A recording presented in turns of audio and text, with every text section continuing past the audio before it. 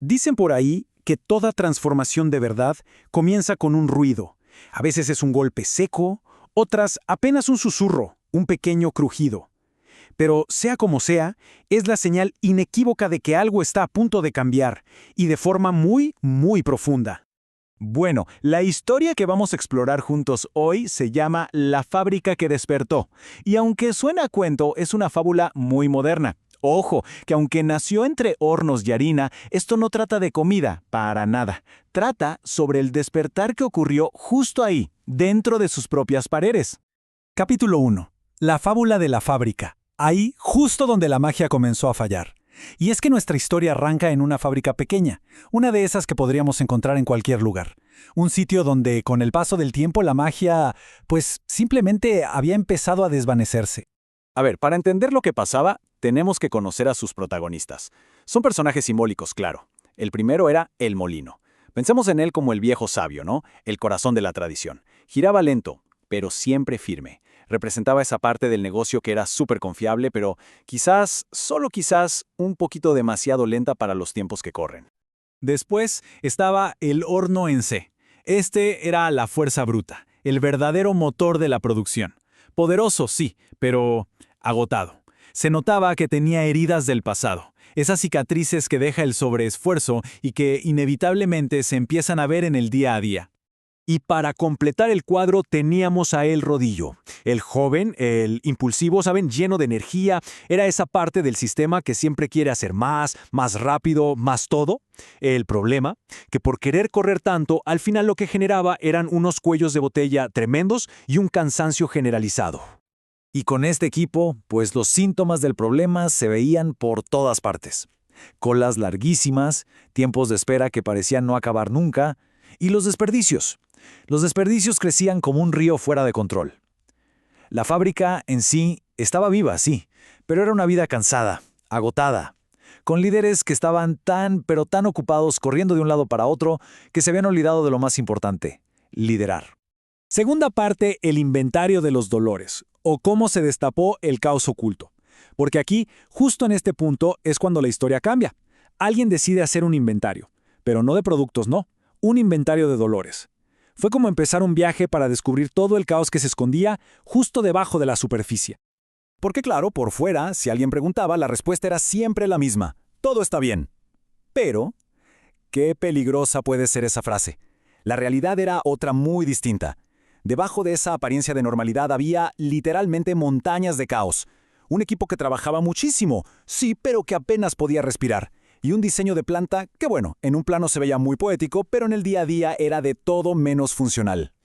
Y al mirar con un poco más de atención, encontraron el inventario real de dolores.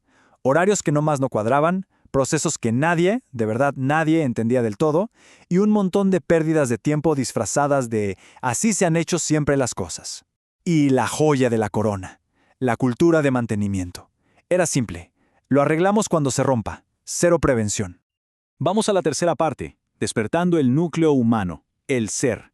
Y aquí es donde la estrategia da un giro de 180 grados. Algo totalmente inesperado. Porque antes de tocar un solo tornillo, antes de cambiar una sola máquina, la decisión fue despertar a la gente.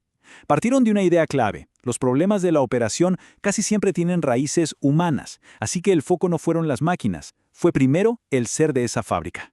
Y para eso, empezaron a hacer las preguntas que no vienen en ningún manual de operaciones. La primera, directa y al corazón.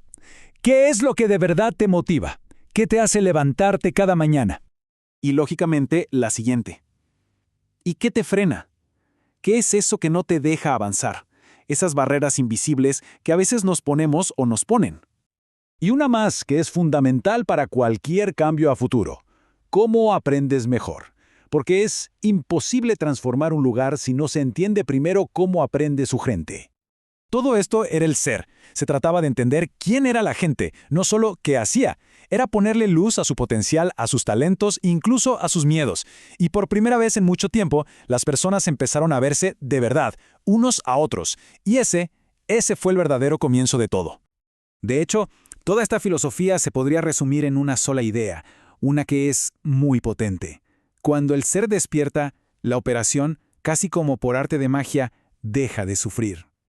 Pasamos a la cuarta parte, el arsenal del cambio, el hacer. Porque una vez que el ser estaba despierto y alerta, ahora sí, llegó el turno del hacer. Con esa base humana tan sólida, era el momento perfecto para construir, para darles las herramientas que necesitaban. Y aquí es donde entran las famosas metodologías. Pero ojo, no como una clase aburrida de la universidad, sino como un verdadero arsenal para el cambio. Lean, para quitar todo lo que estorba y no aporta valor. Kaizen, esa idea de mejorar un poquito, pero todos los días. Ishikawa, para jugar a ser detectives y encontrar la raíz real de los problemas. Y las 5 S's, para poner orden en casa, en el espacio físico. Eran armas, herramientas poderosas para que el propio equipo le diera forma a su transformación. De repente, el caos empezó a ordenarse. Los datos que siempre estuvieron ahí empezaron a hablar, a contar una historia, a iluminar la realidad. Porque la cosa es así de simple. Donde hay datos, hay luz. Y donde hay luz, siempre se encuentra un camino. Quinta y última parte. Una cultura renacida. Los resultados tangibles. Porque claro, todo esto suena muy bonito, pero ¿cuáles fueron los resultados reales de este despertar? Y no hablamos solo de buenos deseos. Hablamos de una cultura que renació y que trajo consecuencias muy concretas. El primer resultado fue algo que se podía ver y tocar. La fábrica recuperó 8 metros cuadrados. Lo llamaron metros cuadrados de oxígeno. Y es que donde antes había desorden, caos, cosas apiladas, de repente había espacio. Espacio para respirar, para moverse y sobre todo para pensar con claridad. Luego, los residuos se redujeron en un 45%, casi a la mitad. ¿Y por qué? ¿Magia? No. La razón es que el equipo, ahora sí, con los ojos abiertos, empezó a ver todo lo que antes ignoraban. El desperdicio no era nuevo, siempre había estado ahí. La diferencia es que ahora tenían los ojos entrenados y las herramientas para combatirlo. Y fíjense en este cambio de mentalidad que es brutal. El equipo de mantenimiento pasó de ser un equipo de bomberos que corrían todo el día apagando fuegos a convertirse en guardianes. Su nuevo trabajo no era apagar incendios, sino evitar que se produjeran. El cambio fue total, de vivir reaccionando a todo a trabajar de forma proactiva. Pero, honestamente, el resultado más profundo, el que de verdad lo cambió todo, fue cultural.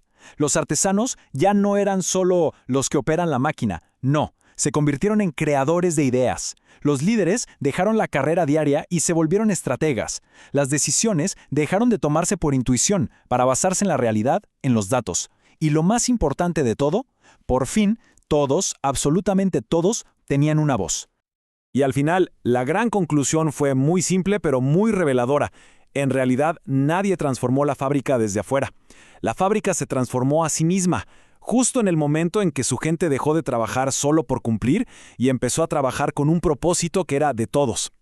Y esto, claro, deja una pregunta flotando en el aire, ¿no? ¿Cuántas otras organizaciones, cuántos equipos estarán por ahí esperando su propio despertar?